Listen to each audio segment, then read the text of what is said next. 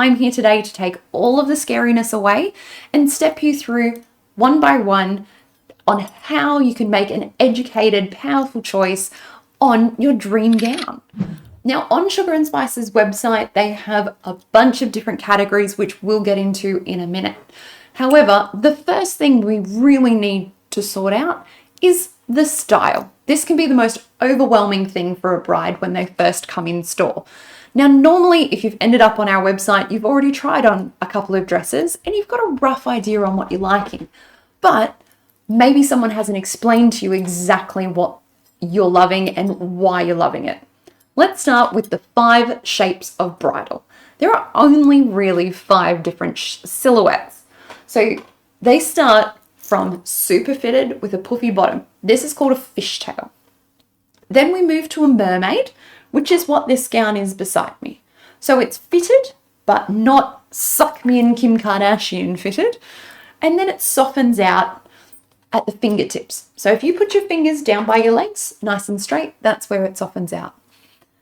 Then we have the trumpet. Now, the trumpet style is very similar to the mermaid, and the two can often be interchanged.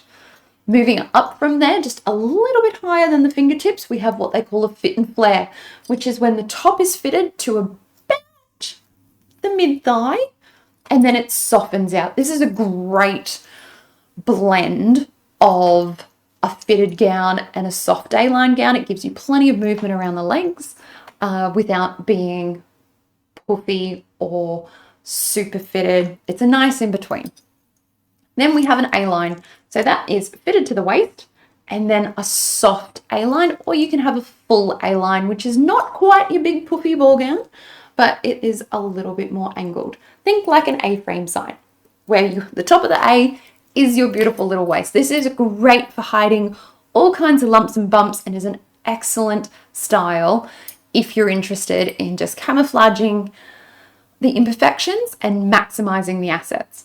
Then we have our ball gown, which, as you know, is our beautiful big princess dresses, and that hides absolutely everything, but you really will be the belle and the ball in it.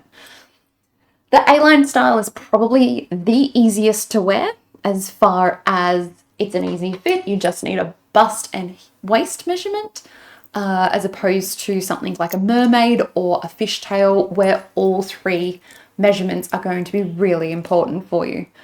But let's get into that in a moment. So how do you choose one of these styles? Look in your cupboard. No one thinks to tell you this, but look in your cupboard, because if you've got mostly like cute little tops and like soft floaty skirts or even long floaty skirts, your style is clearly an A-line. So check out your A-lines and your ball gown styles. If you've got really slinky dresses like your bodycons and you love emphasizing every shape and curve of your body, then a mermaid or a fit and flare is going to be a better option. So look in your cupboard. You know what you want to wear. You know what you look good in. You've been doing this for years. So don't discredit yourself now. You already know what you look good in. So go to your wardrobe, go to your evening wear section, check it out, spend a moment and see what your favorite piece is and start with that, because chances are you're already 3/4 of the way there. Next up, we have how do I choose a size? So buying a dress online is always a gamble. However, there's some simple things we can do to help bridge that gap. So if we pop over to the website, we go to the shop.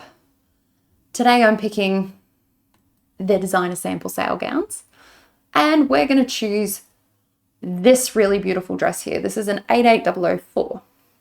Now, this is the size chart. So as you can see, we have the product photo, we've got a size chart, and we've got another product photo. Now, chances are every single product on this website has a size chart attached. This is your gold. Now, I already know that on their tutorials page under the useful info tab, you will find a detailed how to measure video. However, today we're going to go through the basics. So you are going to need a tape measure. And if you don't have a tape measure, you're going to need then either some kitchen twine that you'd like truss up a roast in, or something soft and flexible. A ribbon would work if you've got a long piece of ribbon. You just would then need something to measure it with. So first off, we're going to deal with the bust. So the first measurement we need is the bust measurement. Now this is off the point, this is off the biggest part of the bust. So normally it's better if you've got a helping hand because you need it to be straight all the way around the back, come around the front. Now, this is not the time to like squash everything and try and make measurements as small as possible. You want it to be firm. And see how that now that's dropped. So this is why you need an extra person. And I'll show you on the mannequin in a moment. But you want it so that it has movement in it without being ridiculous. So I'm going to measure the mannequin because that is way easier than trying to measure myself. And always measure on the front. On the side never seems to really work properly. So on this particular mannequin, she has a 34.5-inch bust. Now, the waist. Everyone seems to think that the waist is down here. This is not your waist. That's not even your hip. It is actually kind of no man's land as far as bridal sizing goes. This is your waist. So if you go to the end of your rib cage and where my belt is sitting is your waist. So it should be about an inch or 2.5 centimeters, depending on which measurement system you're using, should be about an inch above the belly button. So if you put your hands on your hips, that is your natural waist. Your ribs should be above your fingers, but you're not feeling your hip bones and you're not in what we love, that muffin top area. You're not quite there yet. So it's in that in between. Check that you haven't got your belly button into it. So then we're going, and on this dress, it's really easy because she has a waist and a mannequin is always simple. So again, you can move the tape measure. We're not trying to strangle anyone. She has a 28-inch waist. Then we've got the hip area. Now this is not typically the hip bones. It is the biggest part around your bum and your thighs. So ladies, you're just going to have to suck this up with me, but this is going to be your golden measurement for any of the fitted options. So if that's a fit and flare, a mermaid or trumpet style, and definitely a fishtail, you're going to want to be really aware of this measurement. In an A-line or a ball gown, this measurement is basically irrelevant. So, now we're measuring in centimeters. Flip the tape over so that we continue to measure in inches around the widest part of everything. And she is a 37-inch hip. So that's your hip measurement. So once you've got those measurements, we're going to go back to the size chart. And as you can see here, we have, so she was a 34.5-inch bust. So that would put us in this size chart as a 6.5 or a 7, really. Then we had a 28-inch waist, which puts her at about a 10. And we had a 38-inch hip, which puts her back in kind of that 6. Now, with such varied measurements, you want to go with the biggest measurement. You can always run a dress in. In fact, you can run a wedding gown in up to 2 sizes without having to alter all the structure and the boning in the bodice. But you can't let them out as much as you'd like to think. So you could let a wedding gown out depending on the style, depending on the fabric. So beading is a little bit different to lace. So it's never granted that you can let a gown out, but normally you can release a gown up to 1 dress size. So if it was sitting between, so 34.5 inches, for instance, on our bust, assuming that all the other measurements were in the size 6 category, I would then put us at it would sit at a 7. So you would then buy the 6 and just release the bust that half size, and that would be totally fine. But in this instance, because the waist is a 28, that puts us in the 10. So we're going to buy a 10 in this dress, or if it's available in this dress, and then we're just going to run in the bust and we're going to run in the hips. And that's not going to be a problem at all. An alterations lady or a dressmaker, and typically you can find one of those from your local bridal store, or give the local evening dress formal wear shop a call. If they don't do it themselves, they normally have ladies that they recommend. all of us had them. I had 5 or 6 when we had our Brisbane store open. So let's talk specifics. Now that we've got the style of dress sorted and we've got the sizing of the dress sorted as the 2 biggest things, let's talk about the website specifically. Brand new gowns, what they call expo samples or show samples.